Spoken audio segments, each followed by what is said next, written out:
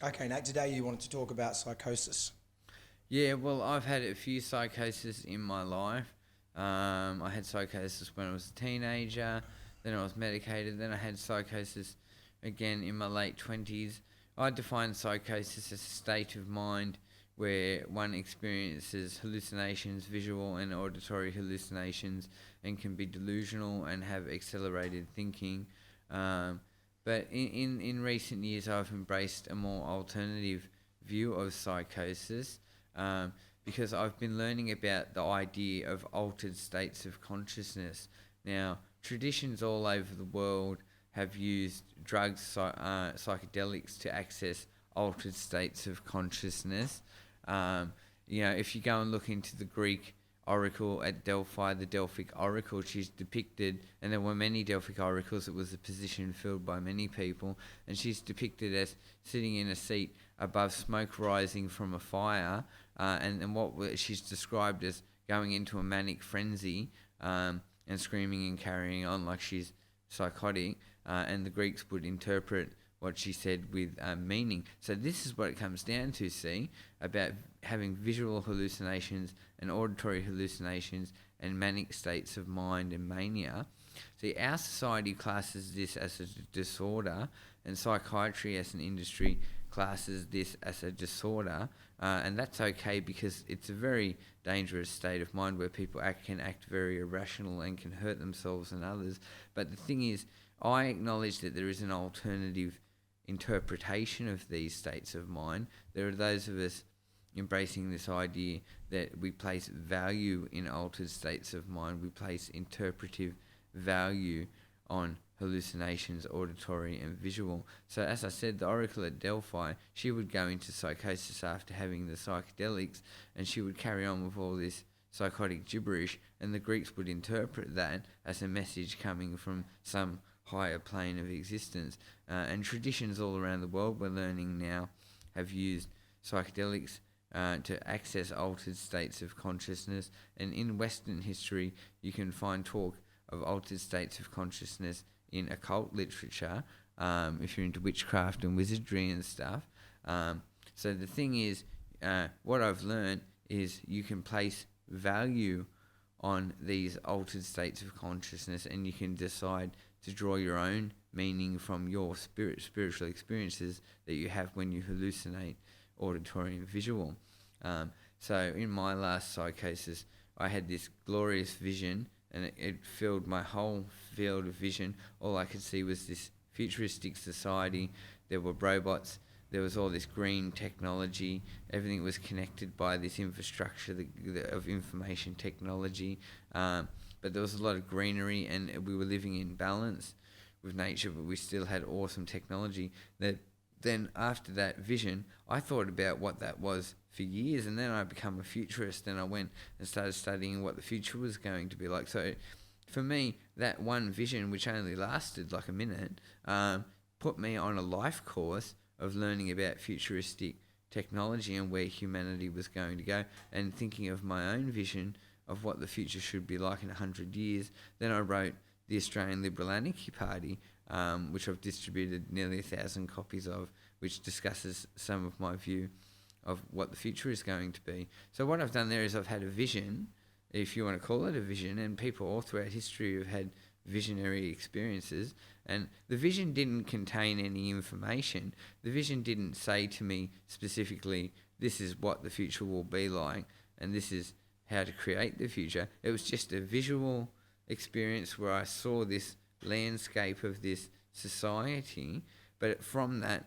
I went and radically changed my thinking about the direction humanity was taking. So I placed value in that hallucination. See, our society doesn't place any value in hallucinations, and psychiatry doesn't place any value in hallucinations, but spiritual thinkers throughout history have placed value in hallucinations and said that hallucinations are an altered state of consciousness. So I'm into altered states of consciousness now. So, as I said, people throughout history have used psychedelics to access higher states of consciousness. And there's other things too, like what's it when you have manic thinking, when you're thinking really fast? Because I've always wondered, can the brain work faster? Can the brain process information faster? So if you're having accelerated thinking, I suppose it's about whether the thoughts are rational and logical, or whether they're this array of erratic, irrational thoughts. But what if you have this sudden burst of this array of rational, logical thoughts that make sense? Is that like some higher state of intelligence? So these are the alternative views you can have on elevated thinking and psychosis, and altered states of consciousness. So, we know now that many cultures throughout history have had very spiritual interpretations of the effects of psychedelics. Indigenous cultures all around the world are now being shown to have used psychedelics to communicate with what they call the spirit world, if you believe in that sort of stuff. And on the days that I do, I think the spirit world is great. I'm really into thinking that the spirit world exists, and that there is a spirit that runs through everything. So some people think in altered states of consciousness we can connect with higher intelligence and with the spiritual energy that drives the universe forward, because I believe the universe is a living entity. So see, it's so subjective, and that's what bothers me about psychiatry, is that the industry of psychiatry places no value on these experiences, and they deny that there is an alternative interpretation. And that's what I don't like. I don't like when people deny alternative views, because it's very one-track minded and narrow-minded. We shouldn't deny alternative ideas. Like, I'm into UFOs and psychic powers and astral projection and all this stuff that some people would just say is rubbish. But I demand it is my right to embrace those alternative ideas.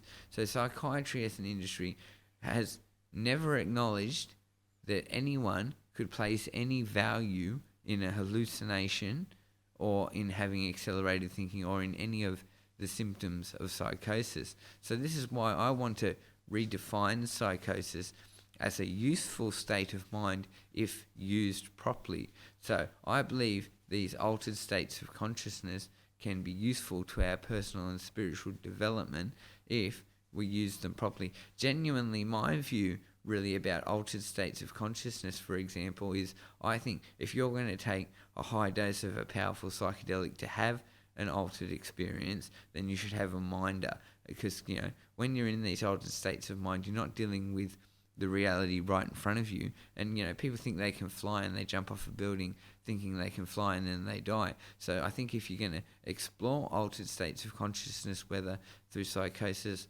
or having psychedelics, you should have a minder who can ensure that you don't do anything that's going to result in your death or harm. Other than that, I think it's great to draw your own meaning from hallucinations and to draw your own meaning from delusions. And another thing is paranoid thinking. Paranoid thinkers are fascinating. They might be wrong about everything they come up with, but if you think about what's happening for paranoid thinkers, they're very intelligent because they're scenario creators. A paranoid person will come up in 5 minutes with 50 different elaborate scenarios for what might happen. And sometimes, because I'm a bit traumatized, things have gone wrong in my life, I'll come up with 50 paranoid negative scenarios of what might happen, and I'll end up thinking I can't do anything because everything is going to go wrong. But that ability to come up with 50 elaborate scenarios is what helped me write my book, Kings of the New Age, The Quest of the Balancing Stones, because Kings of the New Age, The Quest of the Balancing Stones has a very complicated plot line, and it's all these very complicated scenarios. And I find when I get into those manic states, I can come up with more of these complex scenarios. So it's perfect for fiction. Paranoia is perfect for writing fiction, because you come up with 100 different scenarios that are all these complicated plans and elaborate conspiracies that aren't real, but they're still so elaborate, and then you put them into a fictional work and you've got an awesome book. And that's exactly what I did with Kings of the New Age, and people love it. So I believe we can place value in these states of mind. Psychiatry disagrees, and I'm pushing to redefine psychosis as a creative state of mind.